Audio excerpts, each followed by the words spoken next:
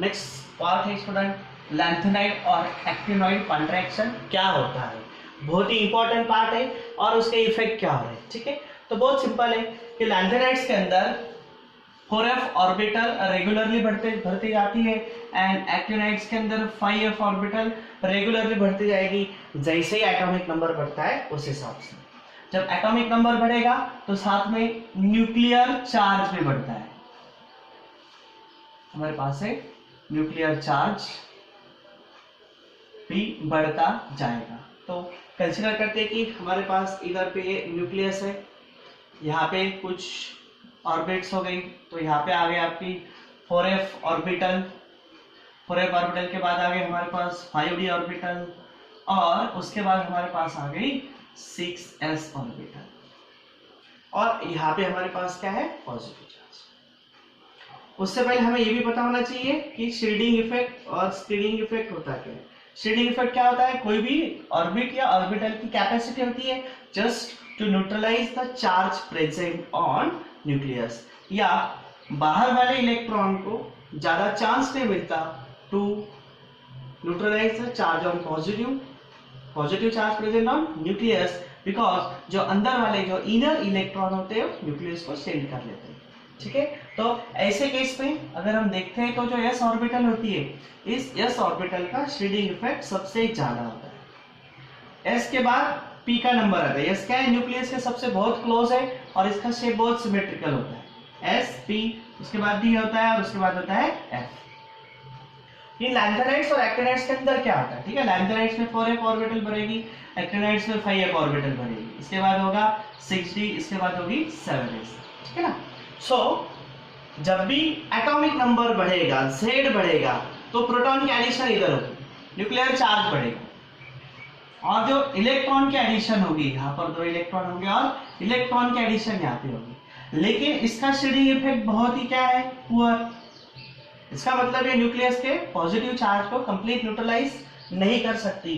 तो शील्डिंग में जो बेस इन्वॉल्व होती है वो ये वैलेंस s ऑर्बिटल इन्वॉल्व होगी। वैलेंस से सबसे आखिरी वाली शेल इन्वॉल्व होगी। तो जैसे ही न्यूक्लियर चार्ज बढ़ता है, इलेक्ट्रॉन की एडिशन यहाँ पे होगी, लेकिन शील्डिंग में अगर ये इन्वॉल्व होती है तो ये क्या करेगी, to neutralise the positive charge of nucleus, s orbit या s ऑर्बिटल न्यूक्लियस की तरफ क्या होगी, अट्रैक्ट होगी।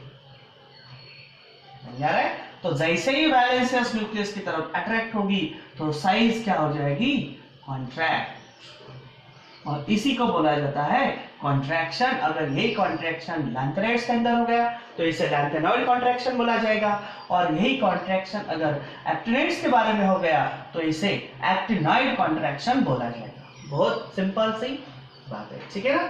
सो इसे ही सिंपली बोला जाता है lanthanide and actinoid contraction. Just definition क्या है, डिक्रीज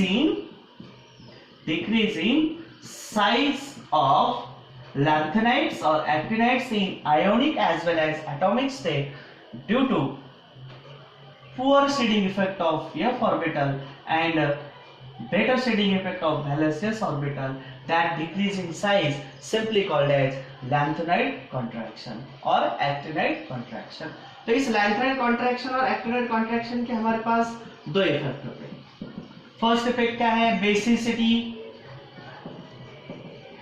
of lanthanide और actinide gets decreases, है ना। कॉन्ट्रैक्शन के कारण क्या हो रही है, साइज डिक्रीज हो रही है। अगर साइज डिक्रीज होती है तो न्यूक्लियर चार्ज बढ़ता है, न्यूक्लियर चार्ज बढ़ता है तो पोलराइजेशन बढ़ता है, पोलराइजेशन बढ़ता है तो कोवैलेंट कैरेक्टर बढ़ता है, और अगर कोवैलेंट कैरेक्टर बढ़ता है तो आयोनिक कैरेक्टर कम होके हमें जो H- आयंस मिल रहे हैं वो कम हो जाएंगे। दैट्स व्हाई बेसिसिटी डिक्रीज हो जाएगी। और हमारे पास जो डी ब्लॉक होता है, उस डी ब्लॉक के अंदर आपको केमिकल ट्विन्स मिल जाएंगे। केमिकल ट्विन्स किसे बोलते हैं, अच्छे से समझना। केमिकल ट्विन्स किसे बोलते हैं, जिनकी साइज इक्विवेलेंट है, उन्हें केमिकल ट्विन्स बोला जाता है। इसका बहुत ही बेस्ट एग्जांपल है हमारे पास जिरकोनियम एंड हॉफनियम। जिरकोनियम अगर आप देखोगे तो ये है 4d सीरीज का और ये है 5d सीरीज का, लेकिन 5d से पहले कौन भरी थी, 4f ऑर्बिटल, और 4f ऑर्बिटल के अंदर क्या हो गया भाई, कॉन्ट्रैक्शन हो गया। तो यहाँ पर 4f ऑर्बिटल के पोर शेडिंग इफेक्ट के कारण क्या हो गया, लैंथेनाइड कॉन्ट्रैक्शन, साइज डिक्रीज। और जब 4d से 5d होगी तो एक शेल बढ़ेगी, साइज इंक्रीज। तो एक फैक्टर साइज को बढ़ा रहा है और एक फैक्टर साइज को घटा रहा है। तो इसका साइज कैसे रहती है, इक्विवेलेंट। अगर साइज इक्विवेलेंट हो जाएगी तो उनकी केमिकल प्रॉपर्टीज भी इक्विवेलेंट हो जाएगी, सो उन्हें बोला जाता है केमिकल बीम्स। तो हमारे पास इस लैंथेनाइड कॉन्ट्रैक्शन के दो इफेक्ट्स है। एक, एटॉमिक नंबर जब बढ़ता है तो पूरे होल पीरियड में, या हम बोलेंगे पूरे लैंथेनाइड्स और एक्टिनाइड्स में बेसिसिटी डिक्रीज होगी, और डी ब्लॉक के अंदर हमें 4d एंड 5d के शुरू के 2-4 मेंबर्स के अंदर साइज इक्विवेलेंट मिलेगी।